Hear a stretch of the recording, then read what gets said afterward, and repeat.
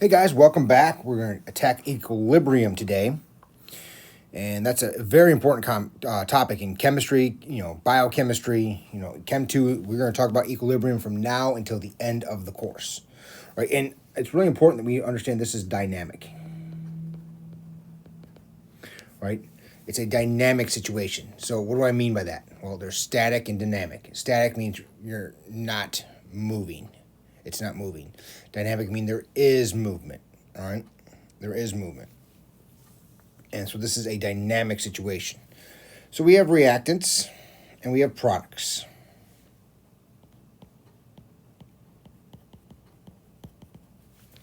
The reactants, I can make an arrow. Maybe not. Reactants go to products. And in some reactions, the products go back to the reactants. All right? Now, from kinetics, we learned that there is a rate constant in the forward direction. And products, there is a rate constant in the reverse direction. Or sometimes it's -1, or sometimes it's R for reverse, or B for back. Does not matter. All right? And so whatever our reactants are, okay, doesn't matter what they are. It could be your hemoglobin and oxygen, right? You go to products, the oxyhemoglobin. And then the oxyhemoglobin goes back to oxygen, gas, and hemoglobin, right? And that's how we breathe. That's right. That's what our oxygen's going through all our cells. We need all this, right? So we kind of know this, but reactions can proceed in both directions.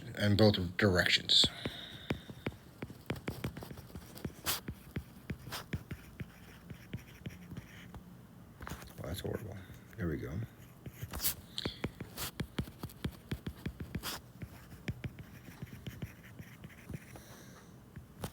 Both directions. Forward and reverse.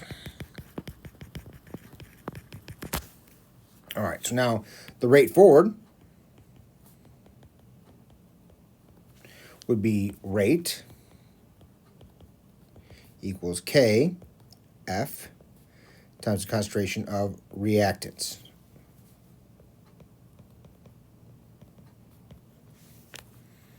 All right. The rate reverse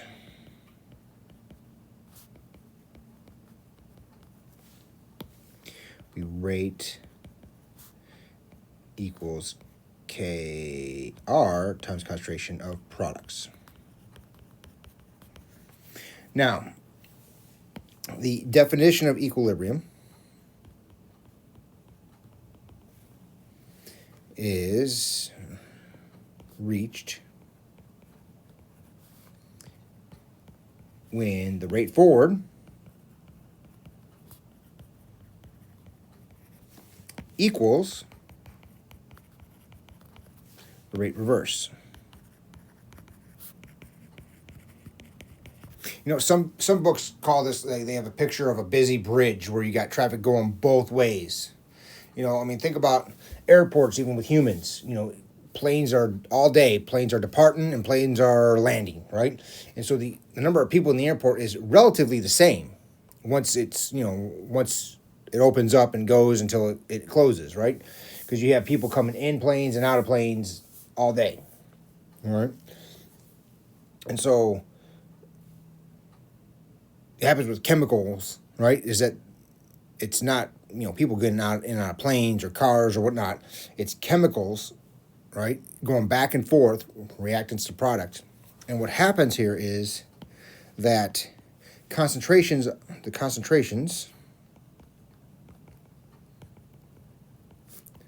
of reactants and products no longer change with time.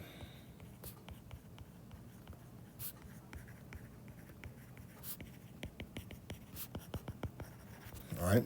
And so they are changing. There's just no net change with time because it's the dynamic situation. They're constantly going. All right, but if the rates are forward equals the rate reverse, then the blue rate forward equals the purple rate backwards. Well, if that's the case, that means Kf times the concentration of our reactants equals Kr times the concentration of products. Right? That's what that means at equilibrium. And so what happens is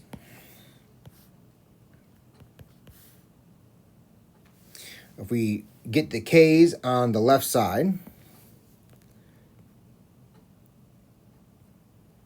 Kf, all right, so I would divide both sides by Kr over Kr. Products are still over here, concentration of products. And then the concentration of reactants there. All right. Well, what we do with this rate constant K is it now becomes capital K. Well,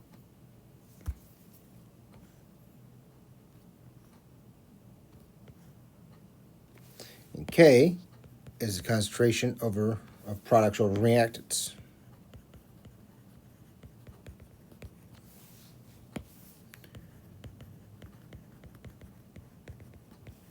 Okay, this is our equilibrium constant.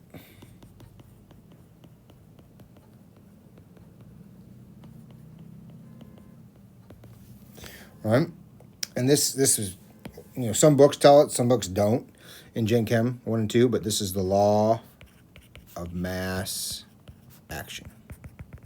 And we're going to dive into it, and there's more to it, all right, because it actually has to do with more than concentration, but put the brakes on that. We're just going to talk about our equilibrium constant is products over reactants concentration.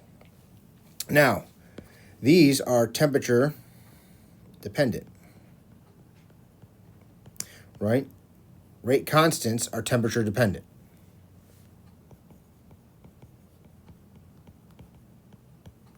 And so that means equilibrium constant is also temperature dependent, all right? And so your equilibrium constants change, all right? And so if I had a generic reaction,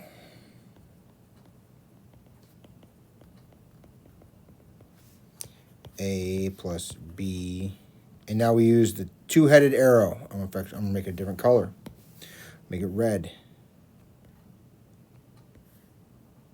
Yep, it's very hard for me to draw the second line. Yeah, it doesn't like to do that. All right, C plus D. And there's coefficients, A, B, C, and D. All right. K, your equilibrium constant here,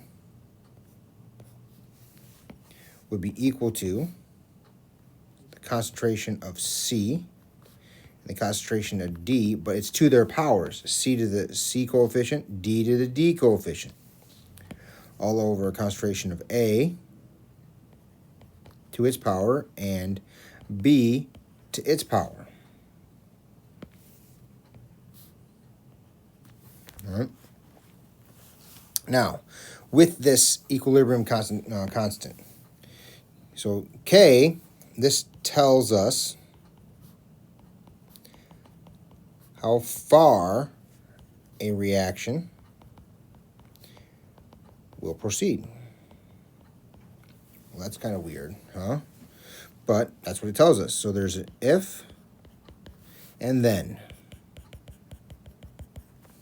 So K, there's three options for K here. And we're going to compare it to 1. 1, 1, and 1. So if K is, let's just say it's much, much less. Much, much less than 1. So, like, more than 1,000th and smaller. Then reactant favored.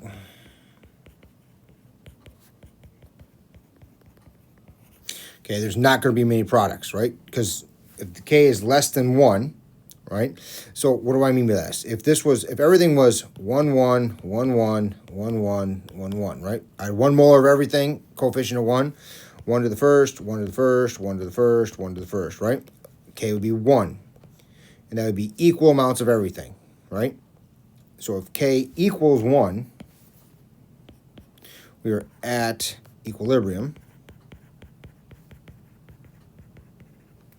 Well, no, not at equilibrium. Sorry, that's coming up later on. That's neither product or reactant favored, right? So we have significant amounts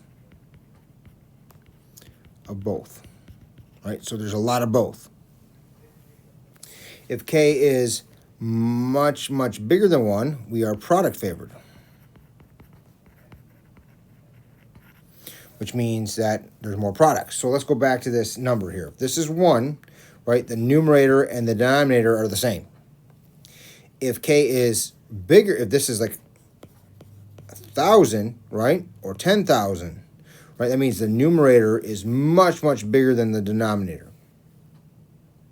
And this is 0.000001, right? That means whatever is up here, the denominator is much, much bigger, right? And these are the reactants, and the numerator is the products. So K tells us how far a reaction goes, which is very important, right? Because we want to know, like, how far will this reaction go? Does this reaction, do all the reactants react and go to products? Is it reversible? Does it barely go to products? All right, and we can use a lot with this equilibrium constant. All right, so that is the equilibrium constant, and we'll see you in the next video, guys. Take care.